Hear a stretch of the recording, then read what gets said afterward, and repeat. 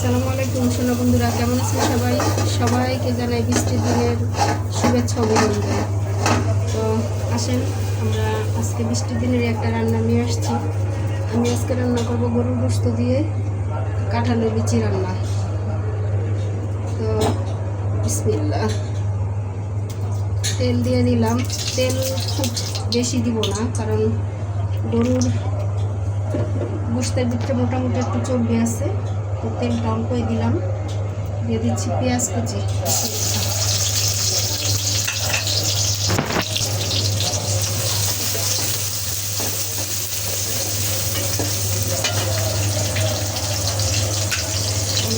বরাবরের মতো দিয়ে দিব পেঁয়াজ কুচির সাথে আদা রসুনের পেস্ট।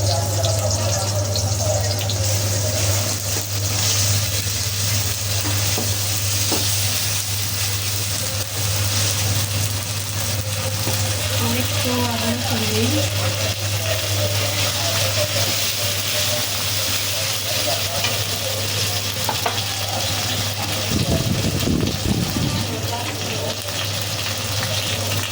দিয়ে দিই স্বাদ মতো লবণ।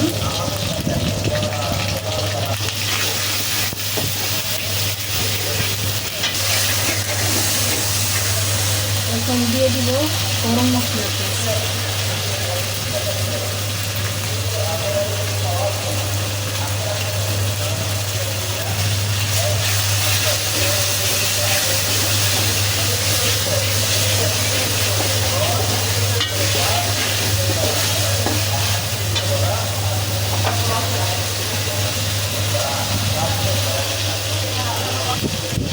মরিচের গুঁড়া,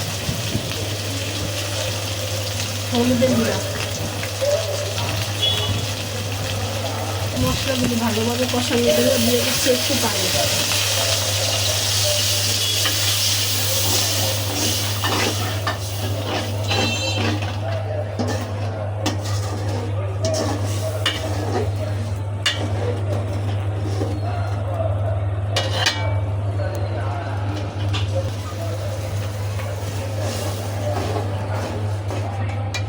গরুর গোশতের মশলা অত বেশি কষানো লাগে না।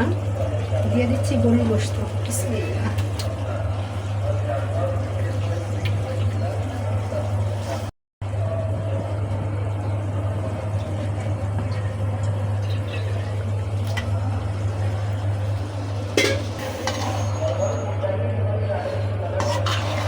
এইভাবে আমি 20-25 মিনিট কষায় নেব।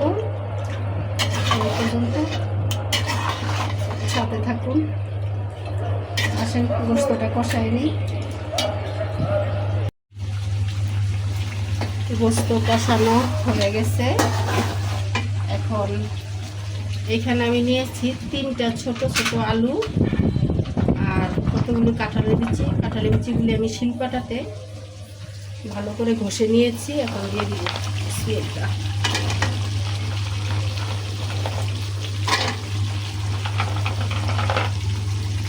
এখন কাঁঠালের সিজন আসছে, দেখেন কাঁঠালের বিচির আমি অনেকগুলি রেসিপি দিব। আর অনেকে এভাবে খেতে চায় না, কারণ কাঁঠালের বিচিটা পরিষ্কার করা একটু কষ্ট। ভিজিয়ে রেখে তারপরে শিলপাটাতে ডলতে হয়। আমি আপনাদেরকে বলছি না যে আমার চ্যানেলে যত ভেজালও রান্না আছে, যত ভেজাল সব রান্না ইনশাল্লাহ আমার চ্যানেলে পাবেন। আমি ইনশাল্লাহ একে একে দিব আপনাদেরকে। আর একটু কষানো হোক, তারপরে ঝোল দিব। ঝোল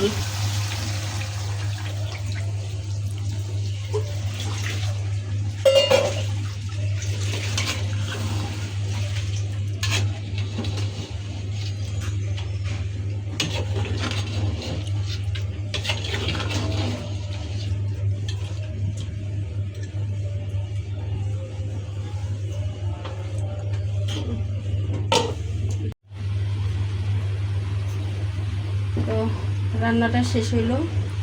আমি ভিডিও সমাপ্তি করলাম, কারণ একটু ঝোল রাখছে আজকে বেশি। আর যেহেতু বিচি দিয়ে কাঁঠালে বিচি দিয়ে রান্না করছি, ঝোলটা একটু টানবে। আমি এখনের মতো এইভাবেই এতটুকুই ঝোল রাখবো। আমি দিয়ে দিচ্ছি জিরার গুঁড়া।